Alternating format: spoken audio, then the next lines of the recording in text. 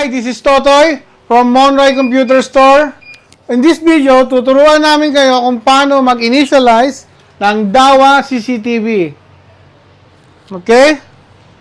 Marami kasing nagtatanong kung anong gagawin doon, especially yung mga bago pa lang sa pagsisetup ng CCTV.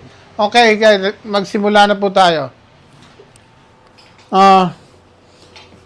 Ito po ang makikita nyo pagbukas ng pagsaksak nyo ng DVR. Yan. Pipiliin nyo kung anong country. Pwede na, hanapin nyo po yung Philippines. Siyempre po, Philippines. Language, English. Dito is NTSC. Huwag nyo ilalagay, papakita yung pilihan. Huwag nyo pong ilalagay sa PAL kasi po hindi po gagana yan. Yung PAL settings po yan is for European setup. Okay? Singapore, pwede na po yan. Ayan po ang time natin. Then, sa date. Okay, lagay nyo lang yung date. Kung anong date nyo yan. Sige, initial settings. Pwede na i-click yung next. Magsisave po siya. Sisave niya yung mga data na...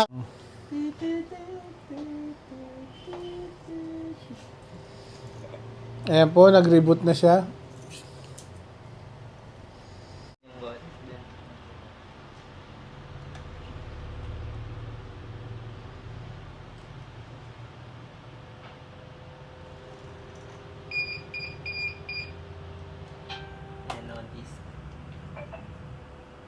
Okay, tapos na po siya mag-save.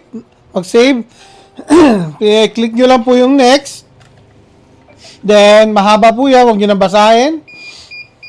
Pero kung gusto nyo basahin, nasa sa inyo po. Kung trip nyo magbasa. Check lang tong box sa lower left corner. Then, proceed to next. Okay.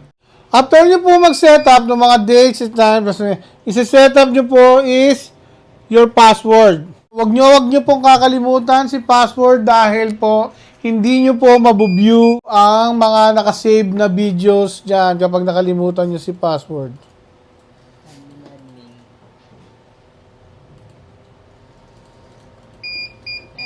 Next.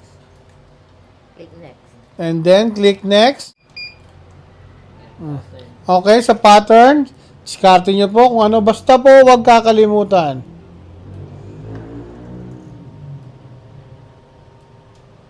Diyan po sa, ano ba yan? Recovery question. Diskarte nyo na po yan kung anong gusto nyo ilagay. Pwede bang hindi ano yan? Pwede, tatanggalin lang ni Al. Ay, ni Al niya. Kasama dapat yan. Yan na, Email. email. Importante yan, di ba? Dito na lang sa key. Then, si email, Mawawala naman to.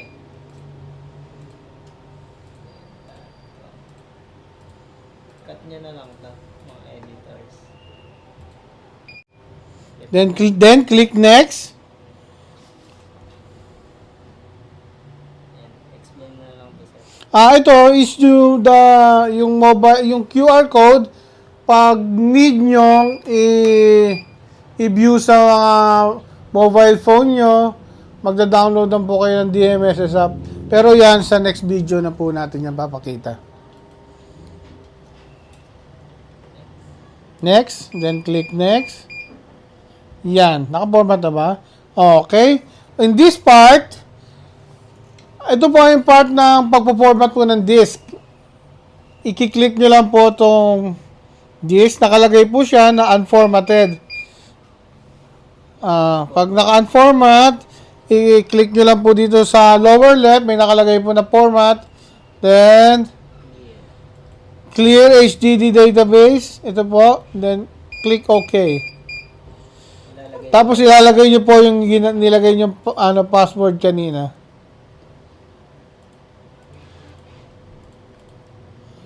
And click OK. Hindi, okay na. Pag lumabas na yung OK, tapos na po siya mag-format. Ready na po siya mag-record. Click OK. Wala! Okay, nagre-record na po siya. Oh. Kitang-kita po ako dito. Guwapo Ay, ba? hindi din makikita daw pag-record. Opo. Ayan. Okay. Ang linaw ng camera. Maraming salamat po.